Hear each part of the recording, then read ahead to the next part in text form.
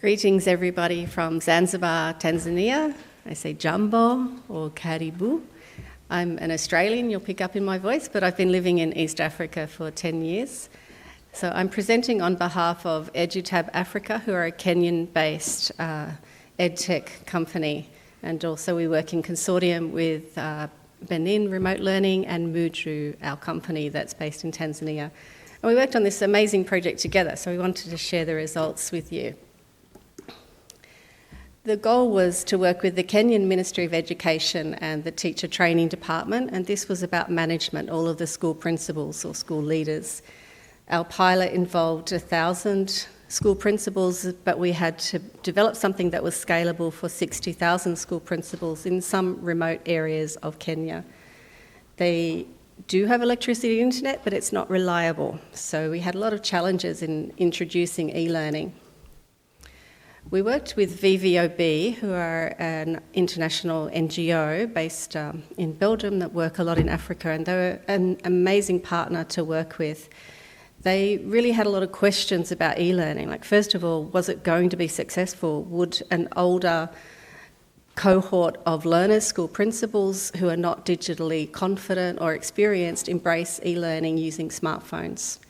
And the second question that they will be releasing soon, and I'd encourage all of you to follow them and grab this paper, they're doing a very in-depth analysis of cost versus benefit of face-to-face sessions. So in the 3 cohorts, they arranged it differently. The first cohort had 3 face-to-face sessions, the second 2, and the last one will have 1. And they're going to compare the activity, engagement and completion across the 3 different cohorts, and I'm personally very interested to see what the results show. So in Kenya, they didn't get the memo from Fred in his prior talk, so they had very rote learning for a long time, and now they're realising that they need to change to a competency-based curriculum, but that means retraining teachers. So it's a big job for the Ministry of Education to go about this transition. So we were designing 7 units, and they're really focusing on new skills, and it was about getting the leadership to understand the difference between rote learning and active learning. BVOB worked very closely with both the Ministry of Education and this implementing partner, Kemi, and really carried a lot of the weight. And for me, it was one of the major success factors of this project that they did such a good job with onboarding and all of the liaison, and us as the tech people could focus on the tech itself instead of trying to do both of those jobs, which I normally do. We created a new Moodle LMS and a customised Moodle app through Moodle HQ with their logo, and we did some face-to-face training for all layers, for their tech team, for their trainers, and for VVOB. So we were a lot of different people coming together providing specialist skills. I wanted to mention it's not our only project in low to middle income countries or in crisis contexts. EduTab and MooJoo have been working in this space for many years. We've done over a dozen projects. I wanted this presentation to really focus on what's different about Australia and these contexts. What can we pass on to you? We've put some screenshots in here that I'm going to go through quite quickly, but you can look at closer when you get a hold of the slides. We use the Moodle mobile app just in a very simple way. My tip to you is it's not hard to do this, it's easy if you do it simply and easy. So just grab a Moodle page and put some content in it, add some icons, add some images. Normally we put a lot of effort into creating a SCORM object, and that's just not going to work in our context. And just some very simple, easy Moodle tools are the answer. We make sure that it will download quickly because we teach people how to synchronise the course to work offline in their phone. So we keep the videos very short, but they love videos, so we do include them.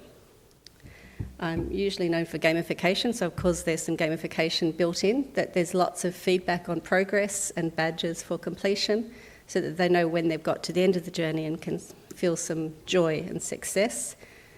Just a small tip is usually people give us 100 hours of learning and it goes in 1 Moodle course or 3 Moodle courses. We said, no, we need 20 Moodle courses. We're going to break it down really small so that you do feel like you're progressing and your navigation stays much simpler for a smaller screen with short titles. We extensively tested which H5P works on a small screen, and again kept the text within the truncation limit and made sure that there were not too many errors, and tried to fix it when we found them. The drag and drop works nicely, but you have to tap and drop. So you just give some extra instructions on how to use these on phones.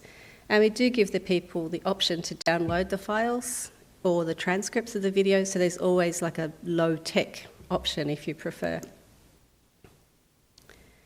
We took a gamble on using discussion forums. We figured that these principals had a lot to share. They're wise. Their strength is their knowledge and experience. So we presented a lot of the content as questions. And I used AI a lot to create, if I was a rural teacher in Kenya, give me this knowledge in the form of a scenario with 2 correct responses and 1 incorrect response. And it was just amazing. I felt like Superwoman with all the tools, things I could do with AI at the time. So then we'd put that to if you were in this situation, what would you do? And we used a discussion forum for them to discuss and then give some feedback. So it was a very collaborative, even though it was offline. The forum syncs when you're back online, so it doesn't mean solo learning if you're offline. So just to take it up to a higher level, after working with the Ministry of Education in Cambodia and the Ministry of Education in Tonga, we worked on a lot of Save the Children projects and GIZ projects and this VVAB project. So what we wanted to bring to you is that it's very important when you're working in these contexts that we co-create, even if the experience and the skill is not there, to really build those relationships and create a desire to become an instructional designer. Even if 3 days is not enough for me to teach you my job, at least I can give you a vision and a hope that one day you may be an instructional designer and these are the skills that you need. So co-creation to really build in that local ownership and the vision that they can do this themselves. And that is talking to the point of sustainability, making sure that the hosting and the maintenance is going to happen once the funders are gone. We found that there are always local champions and early adopters, particularly in the younger age group. You will find them, and then they become your advocates. So instead of helping the slowest, I've transitioned through my gamification research that actually I help the fastest and the best, and then give them an expectation they're going to become the mentors and the teachers of the others. We work as a consortium across 3 different countries, Tanzania, Kenya and Benin, and we find that we need each other to stay on top of things. We also work with the African Association of Universities, with Moodlers from all over Africa. So we don't expect to know everything. We build in the regional expertise, and as the country is getting more proficient in Moodle and learning management systems, we also want to share that back with other companies that are up and coming. Obviously, we need to train the ICT staff. I do find across Africa there's a do-it-yourself, fix-it-yourself attitude. If your bike's broken, you'll fix it. And I love that approach, but when it comes to Moodle, it can be dangerous when it's in the hallway cupboard and I can do it myself. So I just take lots of backups. And I know that they want to learn and they want to build up their skills. So it's all about capacity building and being realistic about the level you're at. And we are working with Catalyst IT to do some webinars and online training in February next year and really try to get the local skills to be able to call in the global Moodle expertise to make sure that that upskilling happens fast. We like to make sure that the technology aligns with the pedagogy. In this case, it's all about competency-based training. That's their strategic goal as a business, so we can make sure that our technology focus aligns with whatever the Ministry of Education is focusing on at the moment. I'm doing another project with them this year, and the target seems to be blended learning, so I'm very happy that that's something I'm very passionate about. But it's about finding out what they are particularly interested in. In Tonga, they wanted emergency response. They had a terrible volcano there a while ago and it cut off all the internet, so they wanted devices that worked when there was no internet or no electricity. So really listening to what the local need is and making sure our tech supports those goals. And the final point we put there is agility. Nothing goes to plan in Zanzibar. You never get there on time. And we're all okay with that. In London, they were apologising that the train was 40 minutes late. I'm like, it's kind of normal where I come from. So it is really important when working in these contexts to be very adaptable and agile, and sometimes it works out better when it goes a different way, and that's not something that we really value so much in other cultures, to be so flexible and ready to follow a different road when it comes up. And with VVOB as a very experienced implementer, it really meant a lot of success for this course. So picking experienced partners and experienced organisations is also part of that professional partnership. I'd like to have questions about this slide. This is the crux of what I wanted to talk about, so I'm happy to take some questions, and I see some people in the audience who have experience in these contexts, so I'm happy to talk some more about that. We wanted you to follow what we're doing. The third cohort is about to finish. I asked if they have completion rates, and they said the first cohort that went through, a few hundred of them, had 100% completion rate and 98% mobile app use. And I've never seen statistics like that before. We've done a lot of courses across Africa where we tell people, here's the website and there's the app, you can download it if you want. And a third of them did. But this time they didn't tell them about the website. They said, this is the app, this is how you learn. And then VVOB called them individually, have you done it yet? This is your job, we're training you, we expect you to finish this course. They achieved 100% in the first cohort. The second cohort was 83%, which is still amazing. And they're saying that the third cohort might be around 75 to 80%, which again is very, very good results. It shows that the older generation of Kenyan school leaders were able to learn how to use the app. They were able to navigate and get to the end of the courses.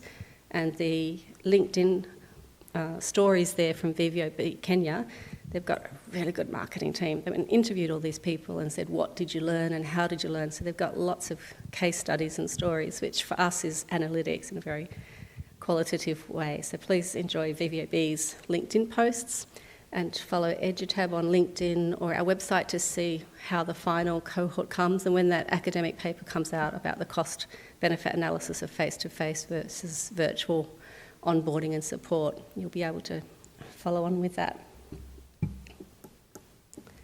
So I do hope you've got lots of questions because I'm not really a lecturer type person. Can I just ask you quickly, who has actually used the Moodle mobile app in a project?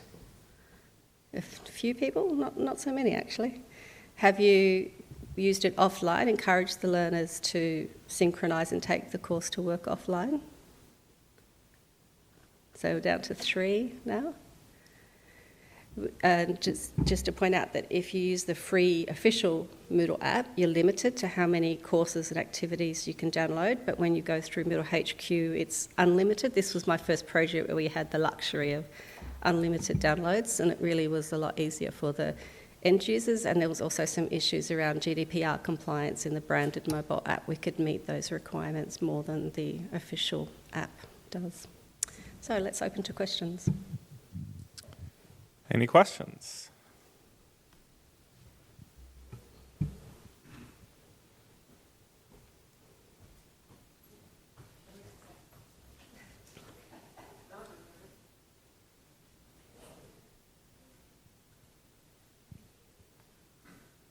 Natalie, thank you for your presentation.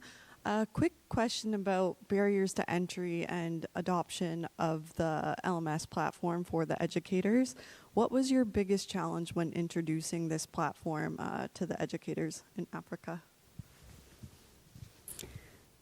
I would just say generally the biggest problem is the password. I really think once we can figure out how to get our fingerprints to log in and you don't go through that whole process of your username and your password, it's actually a big blocker for people. And even me, sometimes I forget the website or I forget the place or I forget my password when it's not your thing and you're not doing it every day. Just actually getting logged in, surprisingly. I think our technology will improve on that. After that, getting them to download the course took a lot of extra training. But VVOB had that all organised. They used paper handouts, and sometimes we do need to accompany our digital work with paper guides, and then they had support lines in place to make sure that anybody who was stuck could get that support. They also did struggle with completion. We put a lot of conditions in there. You have to do this before you're allowed to do that, and you're not allowed to get your certificate until you've done it. I think that was a cognitive challenge because they may have been used to just going through to the end and doing a quiz, or I'm not sure what they experienced before, but we were quite strict in activity completion. I know that generated a lot of help desk, but I think that would have only been for the first unit. After we trained them, then they knew what to expect. You really actually have to watch the video and read the book to get the tick and move on. But we didn't apply completion to every activity. I think that confused them. We just put it on a few key activities, so it helps them get through it quicker, but sometimes it confuses them.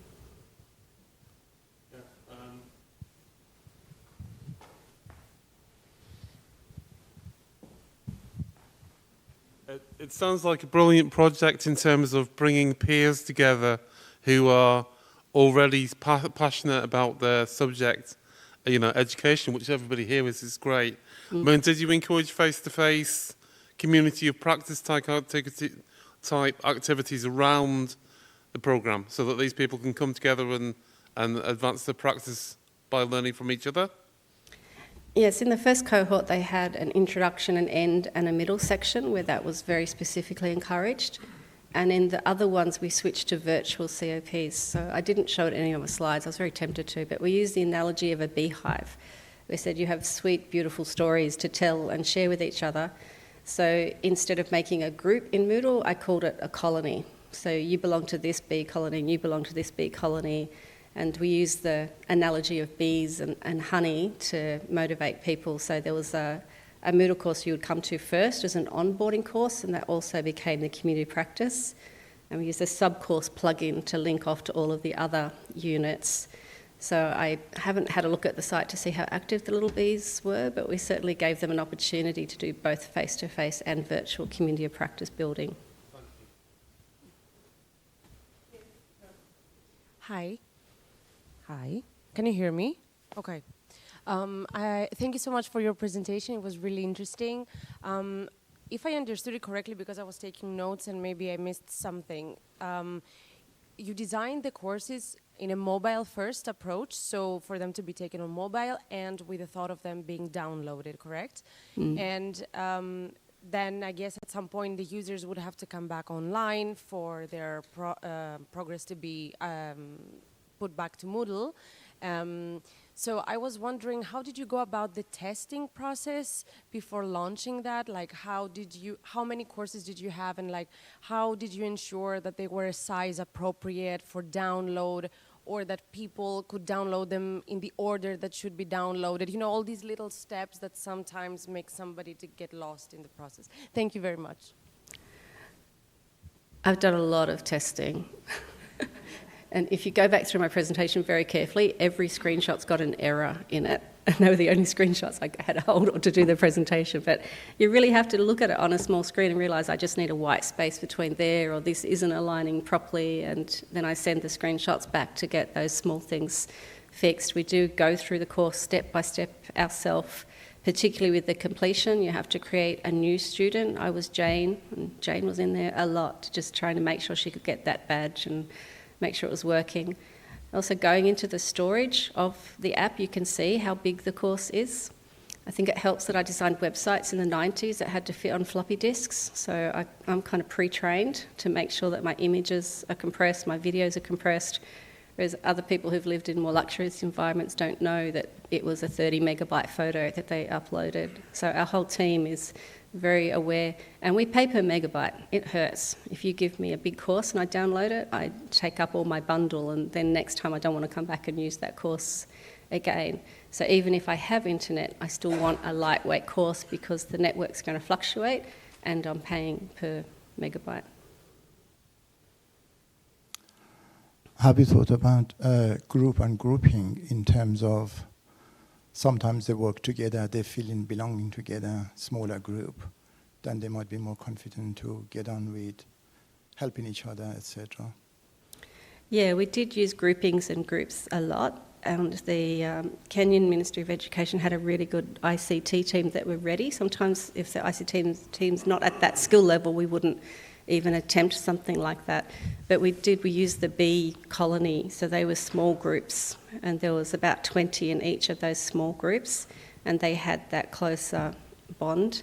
In another project, I used 3 per group. I used the group messaging system and random groupings, and they were group A or B or C, and that actually worked as well, having really small groups. We're repeating this with Kenyan teachers this year, so there's going to be 400,000 of them. And let me ask you as an audience, do you think I should group them in a small group of 3, like a real buddy system? If one of you drops out, you'll go on, or groups of 20 like we did last time? What have you found effective in getting that peer support going? How many have you used that's effective?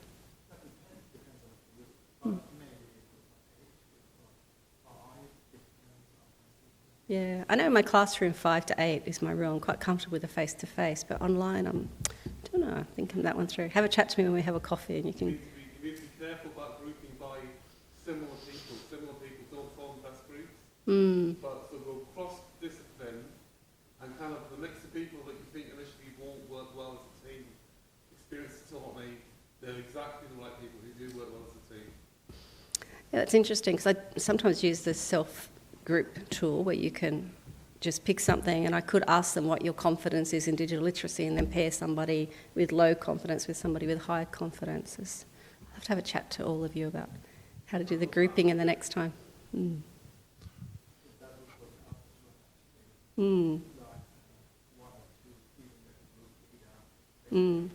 Yeah. Yeah. And being scalable was the biggest challenge, that this has to work with 60,000 leaders. So I had 2 columns. This is how we're going to set the LMS up now, and this is what you'll need to do when you scale. So with the school teachers, it's even more of a challenge because you can't assess portfolios and you can't do individual assessment. They don't have enough assessors. So we don't want to set a course up that's going to fail. So peer assessment is the answer, peer encouragement, and we might use the workshop activity. I had a chat to my chair today about the workshop activity, so I got some tips about that, so we might use that to get some peer interaction happening too. Yes. Hello again, thank you very much for your presentation. I find it always a bit tricky to decide whether you want to be mobile first or screen first. I mean, we develop a lot of stuff that works on both, but using the application has shown to be a bit deceiving. So I wondered if you had developed or if Moodle HQ developed specific stuff for you in the application, and if you would advise they do, or you should, or Catalyst should, because often when we try to convert regular Moodle courses, even not very fancy, into mobile app use, it turns to be difficult, to say the least. Ugly would be the word I'd use. It looks great on the phone, and then you put it on a big screen and somebody says, no, it looks bad. So you really want to make it look pretty, but then it becomes non-functional. So it really is very challenging. I think fashion's changed a bit on the web over time, that now single columns are cool, whereas before it was 3 columns and chunked up. So now at least web fashion is simplifying, so it's easier. We used a lot of H5P. I used an AI tool to just produce quizzes and flashcards and even a crossword, and then we tested them. And the crossword didn't work so well on the screen, so we just never used that output. So thoroughly testing the H5P content and coming up with a list. These ones look good and work on the app and the desktop, and if it doesn't work well on both, we just ditched it. And as far as layout goes, it is very plain on the website, and this was a unique project where they literally said, make a brand new LMS exactly the way you want. And I was confused at first. I thought we should have worked with what they had and tweaked it and changed it, but now I realise it was a blessing to say, we've got your own space and you can have your own plugins. So we made sure all the plugins work. That's the other trick. Most plugins won't work on the app. So all the cool, fun stuff I like to use, can't go there. So it's really hard. And if up front you can really do that user analysis and say, for these users, this is what we're designing, and it's just not going to look good on the web, was, for us, a good approach. I don't think in Paris it would work at all, though.